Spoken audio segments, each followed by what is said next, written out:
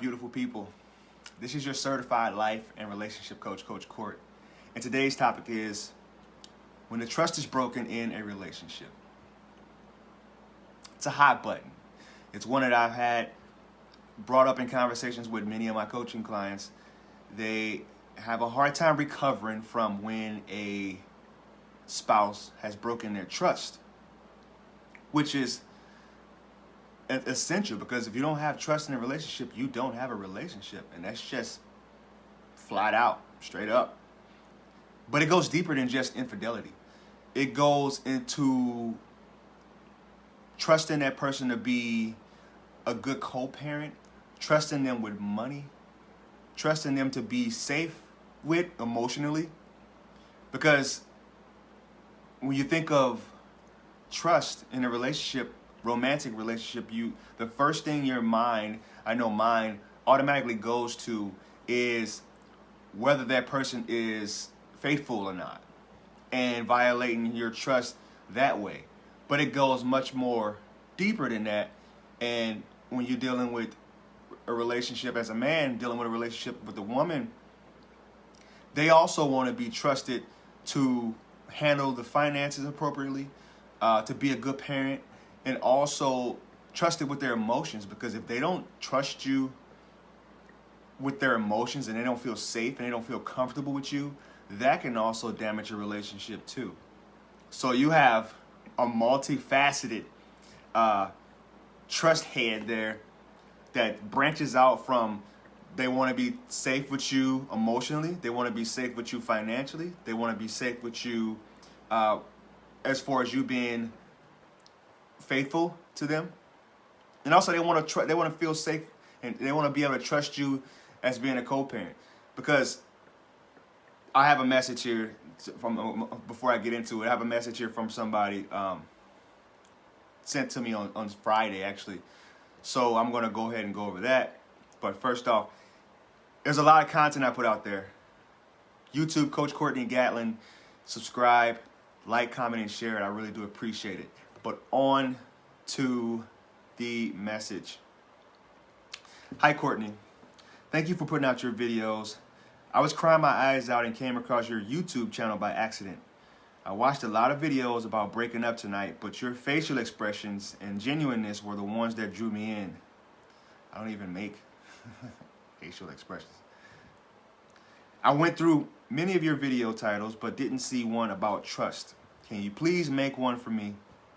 I broke up with my boyfriend a month ago because I felt as if I just couldn't trust him. We were together for 3 years and he cheated on me in the first year. I tried to make it work, but was really suspicious after. Do all people get that way after being cheated on? I can tell you that once you've been cheated on, if you think about it, I like to use this analogy with my clients. This is how trust works. If you think about you have a craving for something, a certain drink or a certain soda, and you have that soda, you open it up, and you hear that tss. That's the sound of like, oh man, all my cravings are about to be satisfied. I really want this soda right now. But once you open it one time, you hear that tss. You don't hear it that much anymore. You go close it up. You can close it as tight as you want. You could do anything in your power to try to get that feeling of that initial sound, that initial drink that you're about to take. And it's just not quite the same. You just can't quite. And then after a while, the trust keeps getting emptied out and emptied out and emptied out. And you end up with a flat soda. And the more you open that soda up and take more trust out, you're going to end up with a flat relationship. I like that analogy. I use it. I mean, my clients think it's pretty funny and insightful, but let me go on. We were together for 3 years and he cheated on me in the first year. I tried to make it work, but was really suspicious after. Do all people get that way after being cheated on? Absolutely. In the first year, think about it. The first year, that is your probation period for everybody. You're looking out for all the red flags. after the limerence phase, go to my YouTube channel. I talk about limerence in a relationship, which is essentially the honeymoon phase, the beginning of the relationship. And you're not looking out for red flags then because you can't see them, because you're so enamored by this person. It's just not something that's important to you. But once that limerence wears out, that's when you start to realize who that person is. And if you're being cheated on within the first year, that means that something's going on where that person doesn't feel as if you're the right one, you know? And that's something, people want their cake and eat it too. They want to see where this relationship goes, but they also want to test drive other cars while they're with you. The reason I ended it for good is because he had gotten distant since the new year and has been going out a lot, which triggers my anxiety. Should I go back or just take time to heal? I can't answer that question for you, but I can tell you that those are definitely signs that you should be concerned, because when you're with somebody and you're really in love with that person, you want to spend all your time with them. You don't want to be out partying, and you definitely don't want to be triggering their anxiety. I don't know if he's handling it well. I don't know if you guys are communicating about that, or if you're telling him. And you reached out to me, so I'm assuming that you are very anxious and you're very hyper vigilant about keeping this relationship going and making this relationship as healthy as it can be. But when that trust is broken, it's a very hard thing to get back. Trust me, I've been there. I mean, I've done it in my own relationships with the criticism. Once you criticize somebody, it makes them feel as if they can't come to you and talk to you about anything. They'll shut down. And what they'll end up doing is they'll go and they'll talk to other people who they feel more comfortable talking to, because they don't trust you to hold on to their emotions or accept their emotions for what they are. Especially women. A lot of mistakes men make is trying to fix women's problems when all they want somebody to do is just sit there and listen to them. They just want you to be present with them and validate their emotions and their feelings. They don't want you to try to fix it, but that's just how us men are. Look up, I don't know if any of you read the book, Men Are From Mars, Women Are From Venus. That's just how we're wired. Men, we like to fix problems. We don't like to sit back and just let problems lay idly. We want to say, all right, well, have you done this? Have you done that? Have you done this? We want to be able to, it's just how, it's in our nature to do that. And it takes practice to learn how to not do that.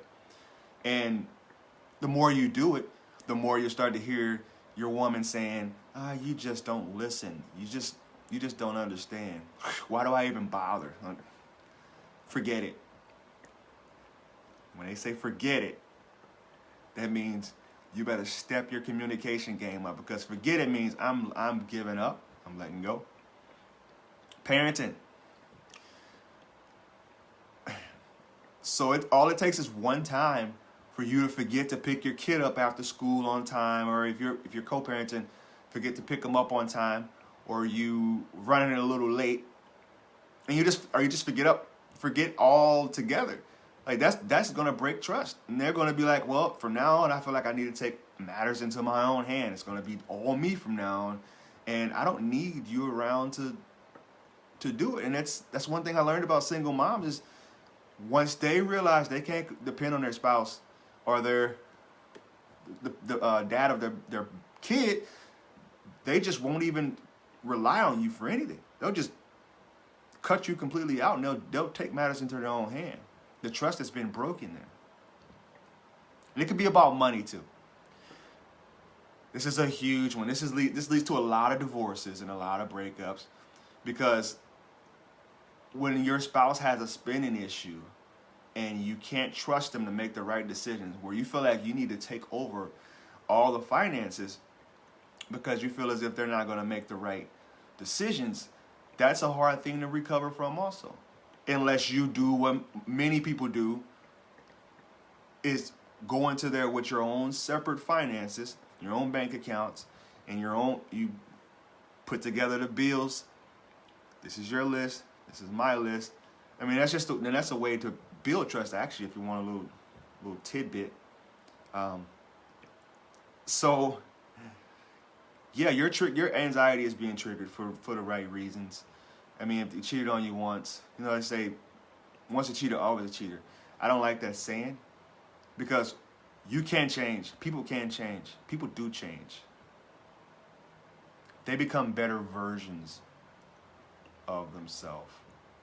But when a person is in a relationship where they feel this is my forever, I don't want to ruin this, a lot of cheating goes down when they feel the other person isn't watching.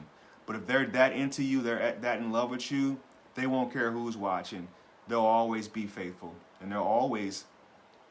It just won't sit. It won't sit right with their soul in order to. If they was to hurt you like that, it wouldn't sit right with their soul. Let me put it that way. Yeah. So that's it. That's all I got for you. Happy Monday. I hope this week is the best week you've ever had. Go check out my website, www.fruitfulseeds.com. I have my mugs back up.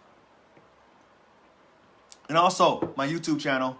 Go like and subscribe. That would be so dope. Coach Courtney Gatlin. As always, I love y'all. Have a great Monday.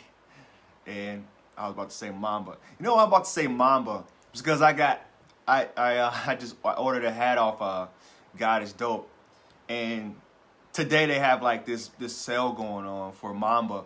It's like Mamba Mentality Monday or something. And they created some gear for him. So now I'm thinking in the back of my head, should I order this Mamba gear? Or should I not buy into the hype? I don't like how people are exposing his death like that. They're really trying to bank off of him dying, and kind of makes me sad, but I'm always sad when it comes to Kobe. But like, comment, share. Coach Courtney Gatlin, YouTube. Go subscribe. I love y'all.